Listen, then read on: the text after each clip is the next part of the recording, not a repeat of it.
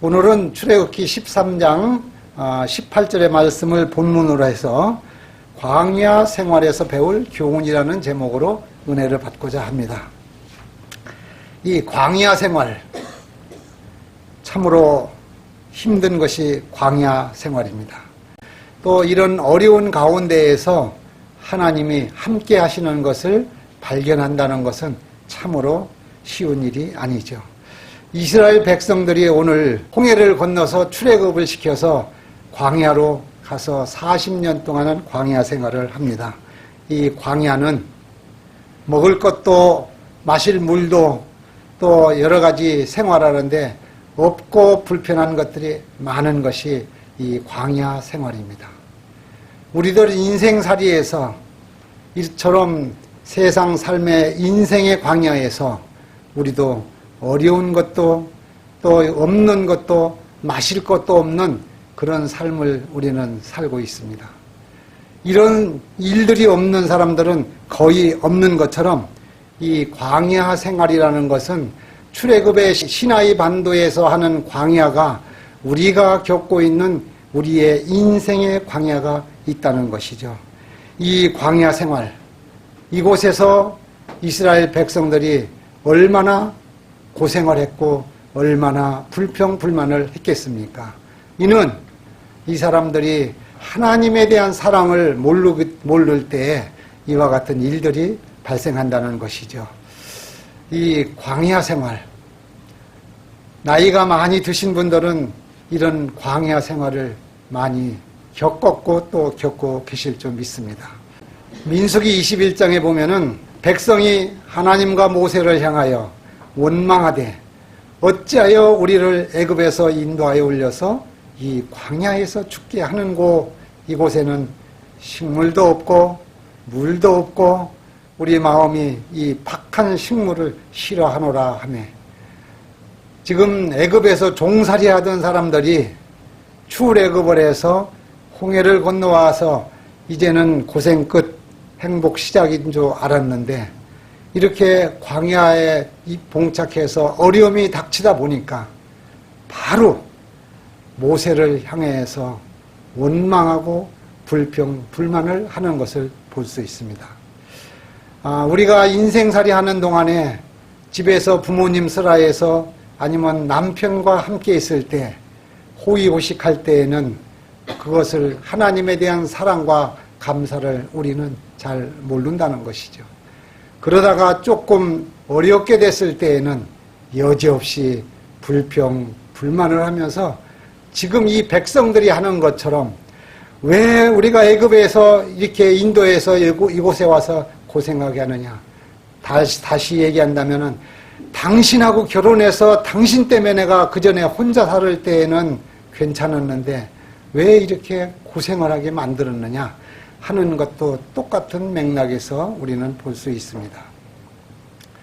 자, 이 신명기 8장 15절에 보면은 너를 인도하여 그 광대하고 위험한 광야 곧 불뱀과 전갈이 있고 물이 없는 건조한 땅을 지나게 하셨으며 또 너를 위하여 물을 굳은 반석에서 내셨으며, 하나님께서 불평불만하는 이스라엘 백성들에게 그 넓은 광야 생활에서도 불뱀도 많고 전갈도 많고 물도 없었는데 반석에서 물을 내게까지 하시면서 이스라엘 백성들을 출애굽시키고 이 백성들과 하나님이 함께 계셨다는 것이죠.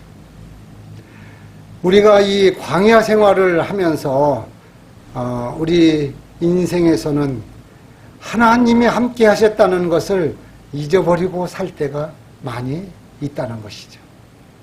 지금은 혼자만 있는 것이 아니고 이 인생의 광야에서도, 광야에서는 있는 것이 없고 없는 것이 더 많은 광야 생활은 우리들 인생에서는 불편한 것이 많고, 즉 하나님께서 주시지 않으면은 우리들 살아나가는 것이 정말 어렵다는 것을 인정하는 것을 배우는 것이 광야에서 배울 교훈이라는 것입니다.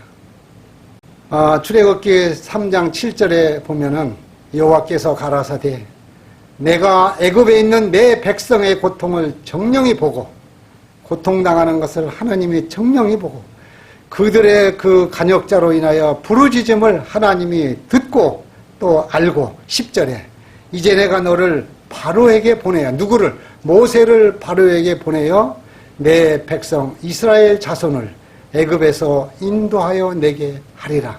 하나님께서 이 백성들이 불평, 불만, 어려운 가운데 있는 것을 보시고 출애굽 땅에서 구원해 주신다는 보장의 말씀인 것입니다.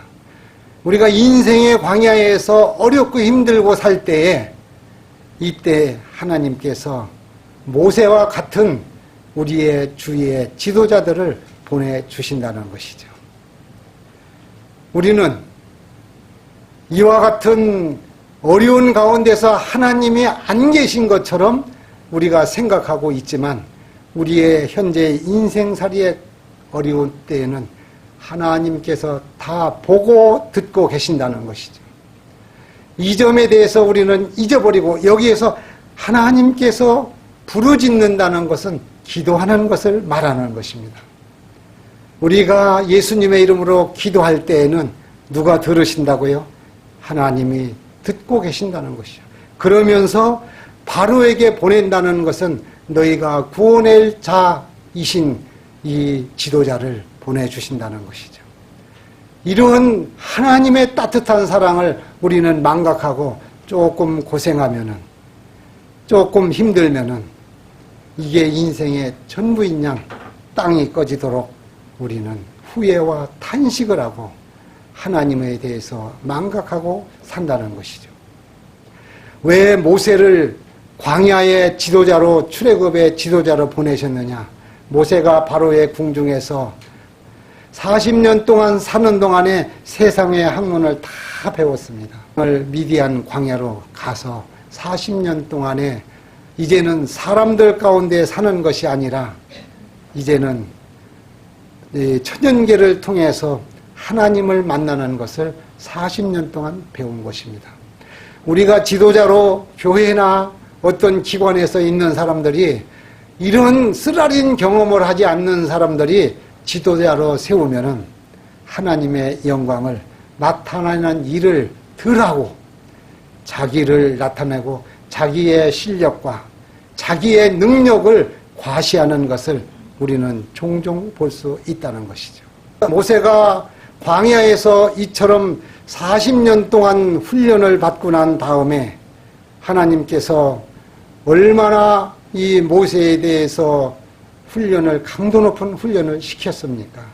사람은 만날 수가 없고 그냥 천연계 속에서 하나님한테 기도할 수 있는 그 기간만 40여 년 동안 인생의 경험을 했던 것입니다. 그런 모세가 하나님에 대해서 확실히 알고 떨기나무 사이에서 모세하고 대답할 때 모세야 모세야 부르니까 하나님 제가 여기 있나이다. 네가 있는 곳은 거룩한 땅이니 신을 벗어라. 모세가 신을 벗은 것입니다. 이와 같이 모세에 대해서 인생의 수업을 광야 생활을 40년 한 사람한테 하나님께서 출애굽시킬 지도자로 삼아 주신 것입니다. 인생의 경험을 쓰러진 경험을 한 사람들은 며느리한테 시집살이를 시키지 않는 것입니다. 며느리의 어려운 것을 다 보살펴주고 이 모세가 광야에서 힘들게 있었던 그 심정으로 백성들을 보살피는 그런 것입니다. 이 모세가 광야에서 이처럼 큰 교훈을 가지고서 이스라엘 백성들을 출애굽시키며 40년 동안 인도할 때에 얼마나 이 백성들이 불평불만을 하고 우상을 만들고 옛날 같으면은 다 전부 치워버릴 그런 심정이었었는데 하나님께 배운 하나님이 쓸어버린다고 할 때에 자기 이름을 생명책에서 지워버리더라도 하나님 이 백성들을 지금 멸하고 나면은 이방 사람들이 하나님에 대해서 뭐라고 하겠습니까? 이렇게 이야기하면서 모세는 그 힘든 백성들에 대해서 대변을 하고 어려운 가운데에서 기도해서 하늘에서 농사 짓지도 않고 옷을 자기들이 어떻게 만들어 입지도 않았는데 이런 마트나 시장이 없는 데에서 40년 동안 하나님께서 옷을 헤어지지도 않고 세 끼 먹을 만나를 통하여 심지어 반석에서도 물을 내면서 이 백성들을 인도하는 일에 모세가 지도자로 인도했다는 것이죠. 우리의 지도자 되시는 분들은 이런 고난에 쓰러진 경험이 있는 분은 어린 양, 어린 사람들을 헤아릴 수 있다는 것이죠. 우리 재림교회의 목사님들 지난날에 보면은 정말 고생들 많이 하셨던 분입니다. 정말 힘들게 신학하셨던 분입니다. 이분들에 대해서 말씀을 증거할 때마다 정말로 육필로 쓰는 그와 같은 은혜의 말씀을 증거하는 것을 우리가 보지 않습니까? 또한 광야 생활을 하는 사람은 쫓김을 당하여 엄청난 고생을 했던 사람입니다. 이 사람이 광야에서 불 속에서 이 하나님을 향하여 지은 시가 오늘 시편 57편 1절과 57편의 마지막 11절까지 다 읽었으면 좋겠지만 두 절에 대해서 이렇게 간증을 하는 것을 볼 수가 있습니다. 하나님이여 나를 긍휼히 여기시고 나를 긍휼히 여기소서. 내 영혼이 주께로 피하되 주의 날개 그늘 아래에서 이 재앙이 지나가기까지 피하리이다. 11절 하나님이여 주는 하늘 위에 높이 들리시며 주의 영광은 온 세계 위에 높아지기를 원하나이다. 이와 같은 고난 가운데에서 이 다윗은 하나님을 향하여 기도하는 심정으로 하나님을 찬송하는 시를 작시했다는 것이죠. 고난이 인생살이가 힘든 것이 여기에서 우리는 우리의 불순물을 다 제하는 용광로의 역할을 한다는 것입니다. 우리가 평소에 이기적인 그 마음과 그 삶을, 그 생각을 고난을 통해서 우리는 인생의 제대로 된 정금처럼 아름답게 되는 그런 사람의 모습으로 우리는 이 세상에 살 수 있다는 것이고, 그런 사람이 지도자를 할 때에 백성들이 어렵지 않다는 걸 우리는 알 수 있습니다. 요즘에도 정치하는 사람들 보면은 고생을 한 사람이 고생한 사람을 알아야 되는데, 이 사람들은 백성과 이 어려운 사람의 안중에도 없이 돈을 얘기하더라도 뭐 100만 원, 1000만 원도 아니고 억도 1억, 2억도 아니고 이 엄청난 돈에 대해서 왜 그리 서민들에 대한 생각을 하지 않고 지금도 그런 정치를 하고 있는지, 하나님께서 이런 분들한테는 어떠한 훈련의 용광로에 서든지 하나님은 바르게 하시는 하나님이십니다. 그 음성을 듣지 않는 사람들은 가룟 유다처럼 멸망할 수밖에 없다는 것이죠. 우리가 힘든 삶을 사는 것은 이것이 나 혼자만 겪는 일이다, 이렇게 생각할 수가 있습니다. 오늘 교과에서도 우리는 문화나 환경이나 나이나 재물이나 건강이나 여러 가지 가운데에서 우리는 고난에 쓴 훈련을 받고 있는 것입니다. 이때 우리는 다윗처럼 광야의 굴 속에서 하나님을 찬송한 것처럼 우리가 그분을 만나서 기도할 때 하나님께서는 그 후에 정금처럼 올바로 불순물을 다 제하고 난 다음에 하나님은 사용하시는 것입니다.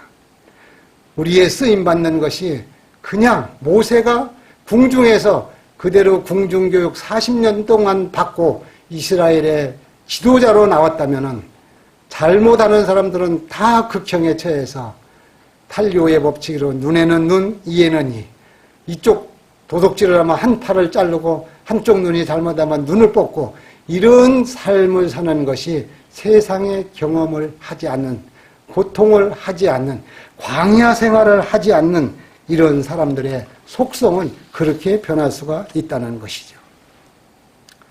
우리의 인생에서 어려울 때 우리는 무릎을 꿇고 굴 속에서 다윗이 한 것처럼, 모세가 미디안 광야에서 한 것처럼 우리는 하나님께 나가야 된다는 답이 온다는 것이죠.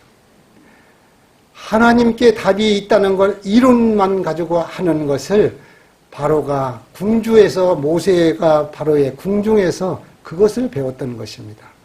우리의 신학은 지금의 성경 말씀, 디모데후서 3장 15절부터 18절에 있는 말씀처럼 이 말씀이 신학이 되어야 되는데, 요즘의 신학이라는 것은 바울 서신에 바울은 어떤 사상을 가졌고 바울이 저자가 됐고 이렇게 쪼개고 하는 것이 요즘의 신학이 변질이 되어서, 예수님의 이 하나님의 말씀, 성경 말씀의 저자는 오직 하나님이십니다.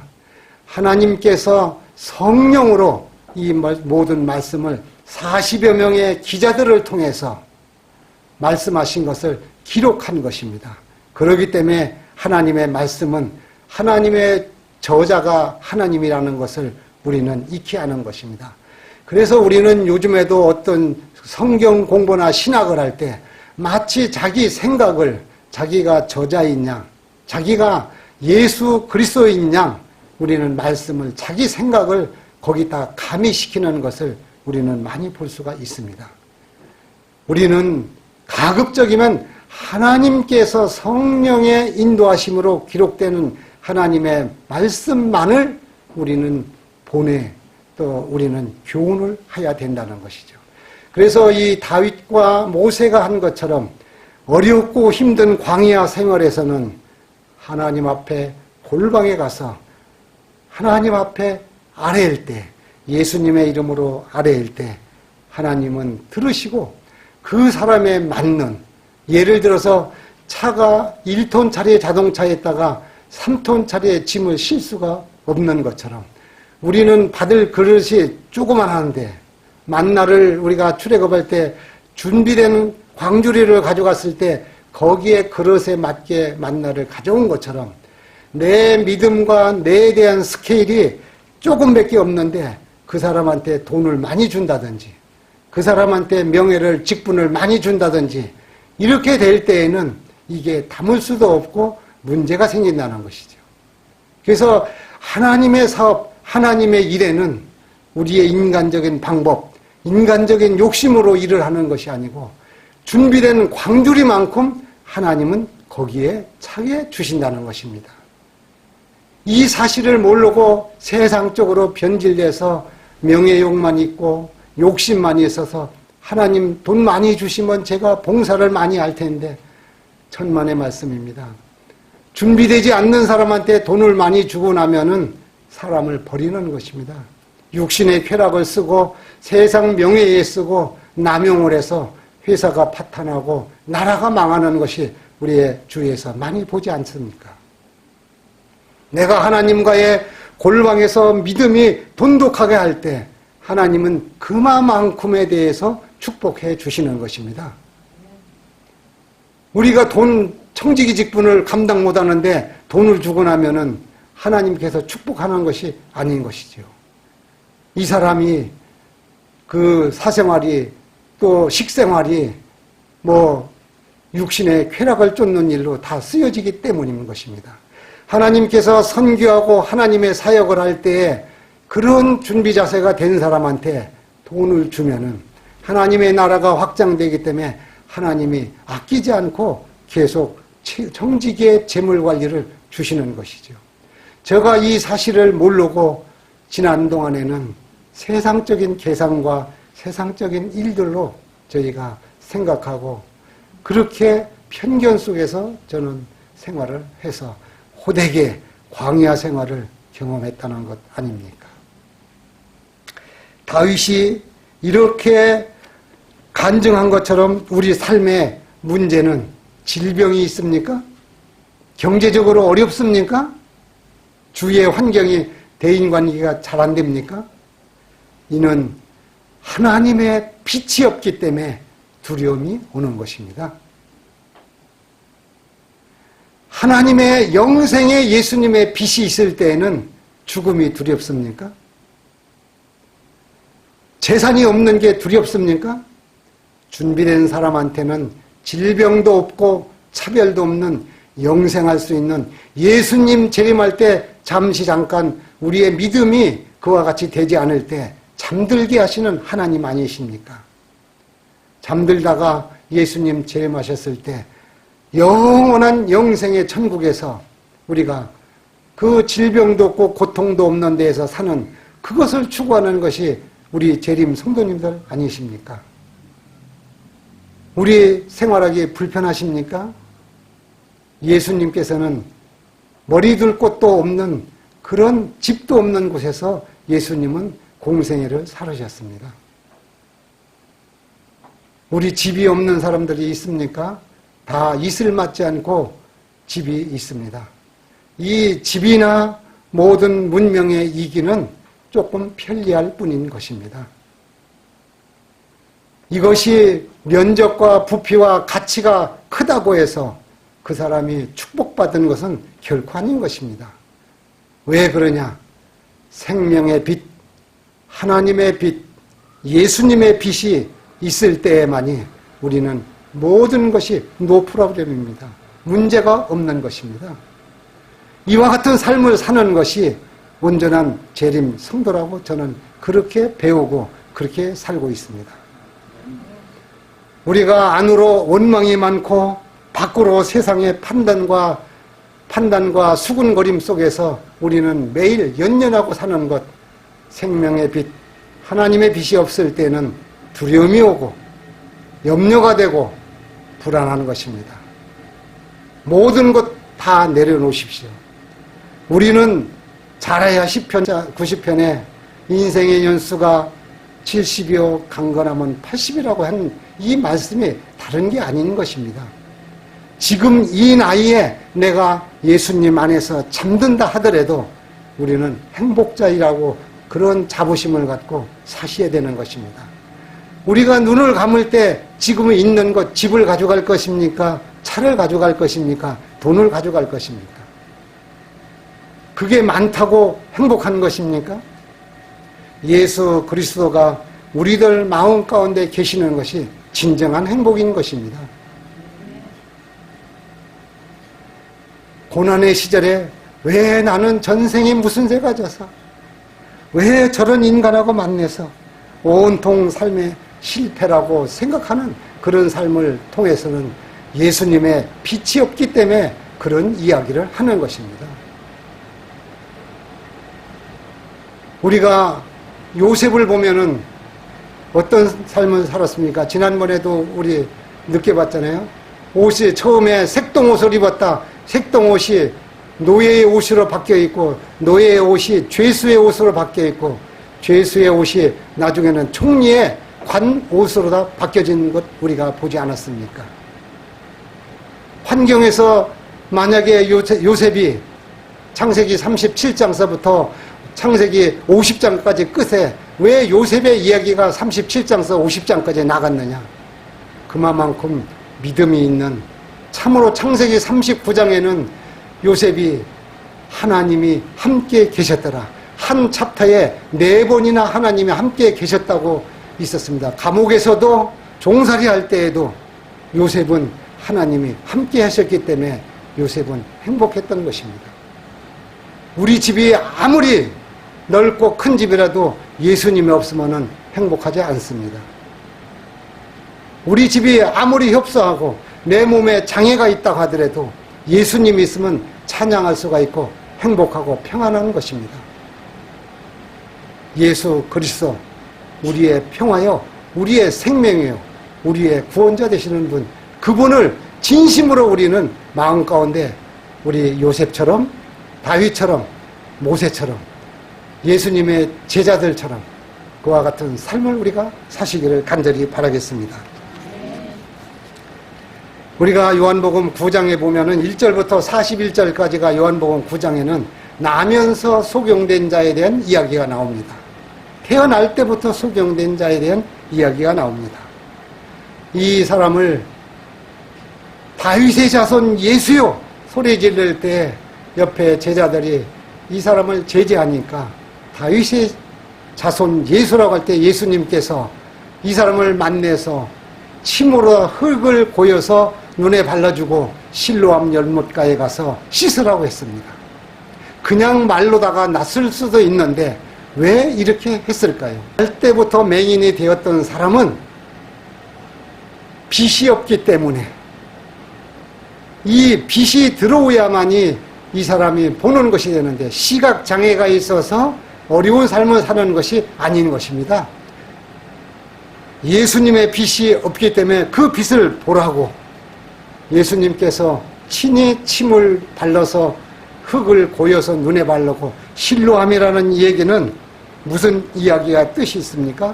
보냄을 받은 자라는 뜻이 실로암이라는 그 뜻이 어원이 히브리어에 있는 것입니다. 이 보냄을 받은 자를 통해서 뭘 하라고? 빛을 보라는 얘기죠. 그래서 요한복음 9장 5절에는 내가 세상에 있는 동안에 세상에 뭐라?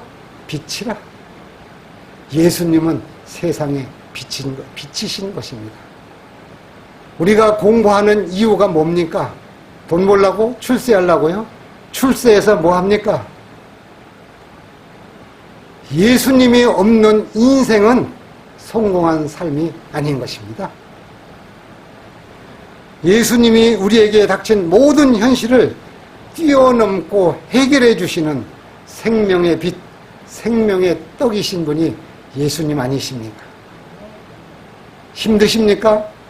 그분한테 그분의 이름으로 무릎 꿇고 그분만이 해결자 되십니다. 사람한테 아무리 찾아가도 해결이 없습니다. 돈을 줘도 해결이 안 됩니다. 우리는 이 돈이 사람이 와 주어서 하나님의 사역을 할 수 있도록 해 주셔야만이 되는 것이지 내가 돈을 쫓아간다고 해서 돈이 오는 것은 아닙니다. 이야기는 반대로 얘기하면은 하나님께서 모세가 광야에서 40년 동안 불순물을 제거한 것처럼 될 때 영혼을 붙여주고 다윗처럼 사울 왕으로부터 13년 동안 쫓김을 당하고 생명의 위협을 받는 가운데에서 예수님의 도우심으로 기도를 할 때 그분께서 다 지켜주시고 생명을 싸게로 다 돌봐준 그런 이 다윗이 아니겠습니까? 그런데 우리는 말은 많이 성경은 몇 독 맨날 읽었다고 하면서 조금 어려운 일이 있으면은 한숨이 땅이 꺼지게 하고 조금 몸이 아프면은 어느 병원이 어느 약 먹어야지 낫습니까? 이렇게 다니지 않습니까? 이게 약방에서 병원에서 의사가 낚아줄 병입니까? 한 가지 예를 들겠습니다.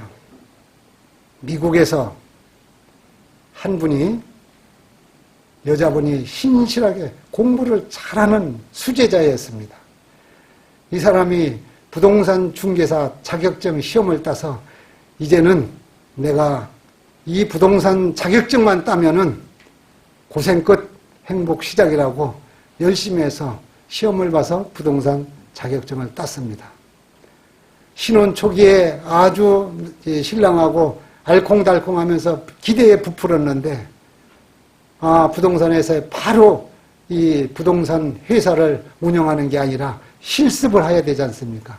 그래 어느 회사에 중개회사에 들어갔는데 거기에는 아주 노련한 사람들이 많이 있으면서 새로운 풋내기한테 가면은 10번 가면 11번 빠꾸 놓는 손님한테 붙여준 겁니다. 가서 보여주고 설명해주고 나면은 안 사고 또 가서 이렇게 해주고 나면 안 사는 것이 자그마치 몇 번? 40번째를 가서 퇴짜를 맞았습니다. 그러는 동안에 가정이 어려워서 모든 동원을 다해서 카드 거차 다 쓰고서 이제 블랙 리스트에 올라가는 그 마당에 이 사람이 현실적인 사실에서, 현실은 참으로 어렵습니다. 40명이나 고객한테 빠꾸를 맞았던 이 사람이 41번째를 맞기 위해서 집에 와서 간절하게 하나님 앞에 기도하면서 이 하나님의 말씀으로 용기를 얻었습니다. 내가 해석적으로 하나님은 축복해 주시는 분이라고 하니까 예수님을 붙들고 믿겠다 해서 해석적 사실에 접근해서 기쁜 마음으로 41번째 그 사무실에 출근을 했습니다. 그러니까 사람들이 웬만하면 한 10번 정도 하면 다 떨어져 나가는데 41번째까지 친절하게 안내하는 사람이 왔다고 해서 이 거절했던 사람이 이 사람이라면 됐다고 해서 이 사람한테 몰아주기 시작을 해서 해석적 사실에 입각해서 올라가기 시작해서 큰 부동산 회사를 소유했다는 그런 이야기를 들었습니다. 우리는 사실적 현실 속에서 우리는 해석적인 사실에 대해서 잊어버리고 살고 있지 않습니까? 하나님이 책임져 주신다는 것은 해석적인 게 성경에서 보장하기 때문에, 영감의 글에서 보장하기 때문에 우리는 믿어야 되는 것입니다. 하나님은 이런 분들에게 대해서는 끝까지 책임을 져 주십니다. 41번째서부터 고생 끝 이때부터 했을 때 이 사람한테 돈이 들어오고 모든 거 할 때는 소홀히 했겠습니까? 부하들을 많이 둘 때 어떻게 했겠습니까? 우리가 신앙할 때 거저 먹는 신앙은 없는 것입니다. 힘든 고비를 넘기십시오. 내가 하려고 선교, 내가 도와주려고, 우리 어디 도와주는 거 되면 내 생색 내고 내 이름 내기 위해서 우리 구제하려고 하지 않습니까? 도와줄 때에는 예수님의 심부름으로 간다는 그 심정으로 우리는 구호의 손길을 베풀어야 된다는 것입니다. 이럴 때는 아깝지가 않는 것입니다. 헌금할 때도 내가 드리면은 헌금의 액수에 휠이 꽂히는 것입니다. 하지만 하나님께서 주시는 것을 열의 다 하나님이 건강 주시고 직장 주시고 나한테 이런 직분을 주셨기 때문에 하나님이 헌금을 맡기셨다. 청지기 직분을 맡기셨다. 하나님, 10개가 다 하나님 것입니다. 하지만 하나님을 사랑하는 것, 하나님을 인정하는 것, 그 의미로 제가 11조를 구별합니다. 해서 하나님의 것을 드릴 때는 아깝지가 않는 것입니다. 마찬가지입니다. 하나님께서는 성실하게 내는 사람한테는 청지기 직분은 맡기는 것이 청지기인 것입니다. 이와 같이 우리는 우리의 관점과 우리의 신앙은 예수님께 포커스를 맞추십시오. 절대 손해가지 않습니다. 제가 지금까지 머지않아 80인 사람이 무슨 경험을 안 해봤겠습니까? 지금 돈이 있으면 뭐 하겠습니까? 하나님께서 주시는 건강과 하나님께서 허락하시는 재물로 하나님의 사역을 열심히 하는 일에 저는 행복과 평안을 누리고자 합니다. 우리들 재림교인들 하나님께서 왜 부르셨습니까? 한번 좀 보겠습니다. 신명기 8장 2절에 내 하나님 여호와께서 이 40년 동안 너로 광야의 길을 걷게 하신 것을 기억하라. 이는 너를 낮추시고 모난 것을 제하기 위해서 너를 시험하사 내 마음이 어떠한지 또 그 하나님의 명령을 지키는지 지키지 않는지, 그래서 광야 생활을 하나님께서 40년 동안 시켰다고 신명기 8장 2절에 기록하고 있습니다. 여러분들이 하시는 일들이 안 될 때에는 하나님이 지금 나를 훈련시키고 있다는 것을 생각하시기 바랍니다. 출애굽기 19장 4절 나의 애굽 사람에게 어떻게 행하였음과 내가 어떻게 독수리 날개로 너희를 업어 내게로 인도하였음을 너희가 눈으로 똑똑히 보았느니라. 출애굽한 거 출애굽기에서 다 읽었지 않습니까? 독수리 날개로 새끼를 보호한 것처럼 하나님이 출애굽해서 광야 생활할 때 믿는 사람들은 그 백성들 다 그 땅 가나안 땅에 가지 못하고 죽고 믿음 있는 여호수아와 갈렙만 가나안 땅에 들어갔습니다. 우리 인생 광야에서 재림 성도로서 우리는 어떤 삶을 살아야 되겠습니까? 자, 우리 재림교회는 이 선악간의 대쟁투라는 관점에서 요한계시록 12장에 있는 말씀을 한번 보겠습니다. 용이 여자에게 분노하여 돌아가서 그 여자의 남은 자손 곧 하나님의 계명을 지키며 예수의 증거를 가진 자로 더불어 싸우려고 바다 모래 위에 섰더라. 선과 악의 대쟁투 가운데에서 섰는데 여기 여자가 누굽니까? 교회고 그리스도인 예수 그리스도 아니겠습니까?